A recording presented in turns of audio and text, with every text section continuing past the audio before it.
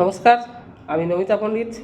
যে ভাইপো বলেছিল একটা সময় শুভেন্দু অধিকারীকে, সেই ভাইপো যে তোর বাপকে গিয়ে বল 5 কিলোমিটারের মধ্যে দাঁড়িয়ে আছি, আয় আয়। আজকে আজ পুরো এলাকার মধ্যে শুভেন্দু অধিকারী পুরো পশ্চিমবঙ্গের মুখ্যমন্ত্রী। ভাইপো, তোমারও মুখ্যমন্ত্রী। শুভেন্দু অধিকারী গ্রামের পান্তা খাওয়া ছেলে, তোমার মতো অশিক্ষিত নয়, গোবর মার্কা, মাধ্যমিক ফেলও নয়। শুভেন্দু অধিকারী শিক্ষিত এবং বিএ পাস ছেলে। তো তার যোগ্যতায় তুমি কিচ্ছু নয়। তুমি ভাইপো চেয়ার পাতা ছিল, টুক করে এসে বসে গেছো। আজকে তোমার শান্তিনিকেতন পাহারা দিয়েছে রাজ্যের বড় বড় পুলিশ অফিসাররা, আর তোমার বাংলা পাহারা দেওয়া করেছে পশ্চিমবঙ্গের ছোটোখাটো সিভিক দিয়ে। তো তোমার মধ্যে আর শুভেন্দু অধিকারীর মধ্যে কী পার্থক্য পশ্চিমবাংলার মানুষ জানে।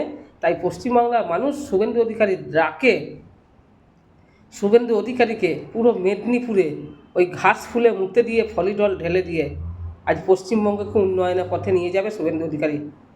ভাইপোর যে 8 পাস অশিক্ষিত গন্ডামার্কা বুদ্ধি, সেটা কিন্তু বাঙালি বুঝতে পেরেছিল। শুধুমাত্র ওই কয়েকটা পুলিশ দিয়ে পুরো প্রোটেকশন দিয়ে ঘিরে রেখে দিয়েছিলে যে হ্যাঁ পশ্চিমবাংলা আমার বাপের। আসলে সবাইকে বলো না কার কটা বাপ আছে, নিজের বাপ নেই, তাই সবাইকে সবারই বাপ খুঁজে বেড়ায়। নিজের বাপ থাকলে মনে হয়, নিজের বাপের নামটা থাকলে, নিজের বাপ যদি শিক্ষা দিয়ে থাকতো, তাহলে মনে হয় আজকে সবারই বাপকে তুমি খুঁজতে না। আজকে অমিত শাহকে বলেছো যে তুমি যে তোর বাপের কটা বাপ আছে, এক বাপের বেটা হলে। আজকে দিলীপ ঘোষ তোমাকে তার জবাবটা দিয়েছে যে সবারই বাপ আছে, তোর বাপের নামটা কি। তাই ভাইপো, অতি বার বেড়েছিলে, ঝড়ে টপাস করে ভেঙে পড়ে গেলে। তোমার মতো মূর্খ মার্কা ছেলে যে কী মূর্খ মার্কা, সে পশ্চিমবঙ্গের মানুষ হারে হারে তোমাকে শিক্ষাটা দিয়েছে। তোমাকে মনে হচ্ছিল না 4 তারিখে দুপুর 12টার পর বিজেপির পতাকা ধরার লোক থাকবে না, এমন ডিজে বাজাবো কান ঝালাপালা করিয়ে দেবো। দেখেছো পশ্চিমবঙ্গের মানুষের জয় শ্রীরাম ধ্বনিতে তোমার কান ঝালাপালা হয়ে গিয়ে মুখ কালো হয়ে গেছে।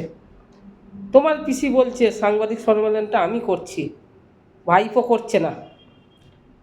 ভাইপো তো মঞ্চে মাইক পেয়ে গেলে, মঞ্চ পেয়ে গেলে দাপিয়ে বেড়াতো, ওরে বাবারে যুবরাজ না যমরাজ, মানে ওদের দলের লোকের কাছে যুবরাজ বাংলার মানুষের জন্য যমরাজ হয়ে উঠেছিল। তাই তোমার ঠিকানাটা কোথায় বাংলার মানুষ তোমাকে দেখিয়ে দিল। আর কিছু বলবো না, এবার বাকিটা বাংলার মানুষ বলবে।